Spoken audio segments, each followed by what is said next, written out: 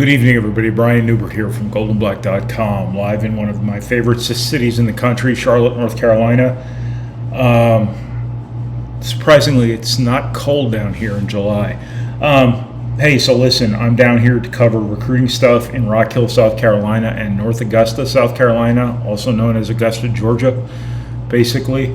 And as I've told you before in previous filler videos, our platform on On3 has an autoplay video that I will die making sure is relevant as often as I possibly can.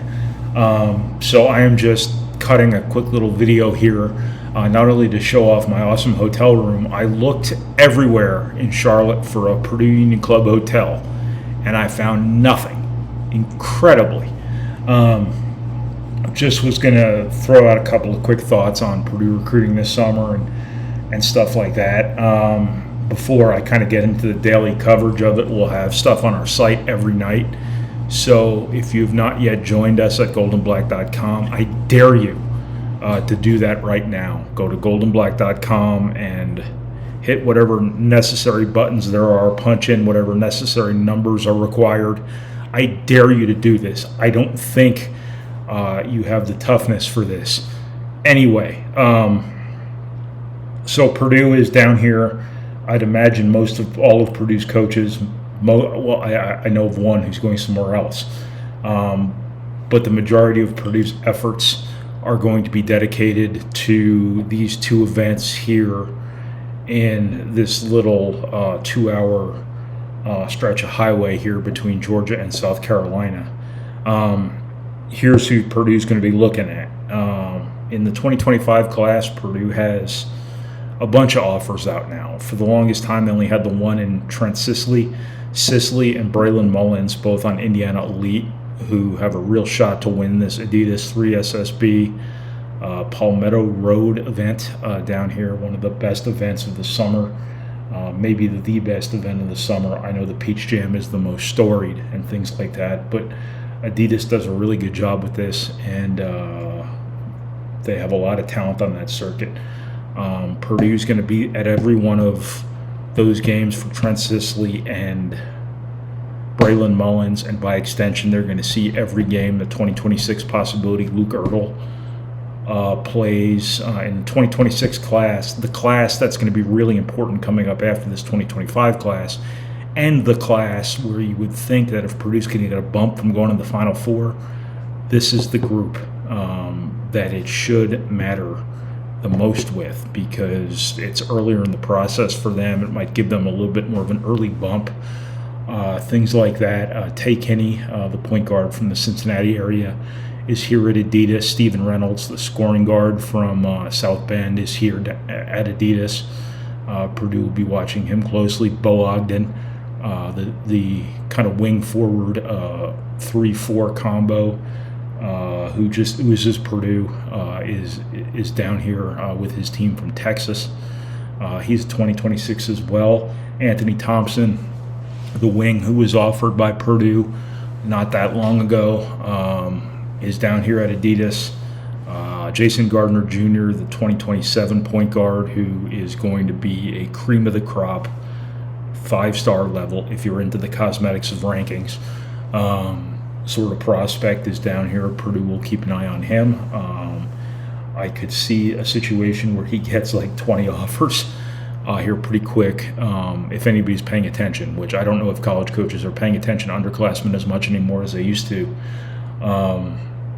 But that's kind of a rundown of who's at Adidas. I'm sure I forgot somebody, but those are the really important names. In Augusta at the Peach Jam, Antoine West, the 2025 target, who was just offered by Purdue, will be there. So Purdue will spend a lot of time there. Ethan Taylor, a center in the 2026 class from Mocan, is going to be at the Peach Jam. Purdue will assuredly watch him. And there are some other guys. Sebastian Williams-Adams, I believe, is here with his AU team in Augusta. Purdue will go watch him. He's a 2025 offer guy who Purdue will have to get him on campus. That's the really important part of this. These are national recruits. Purdue is going all in on really high-level players in 2026. They're not going to turn a blind eye to the sorts of guys who got them where they are, but they're recruiting a really, really impressive list of guys in that 2026 class. And again, as I said, they could have some ammunition in that class because of the momentum they have right now, the buzz they have right now. But you can't get intoxicated by the buzz. It goes back to my whole point about Purdue's got to keep doing what Purdue's been doing. If you really like this guy who's not necessarily the cock of the walk, as Christopher Walken said in Saturday Night Live, then take him because you have won a lot of games with those guys, and you'll win a lot more games with those guys if you just keep doing what you're doing.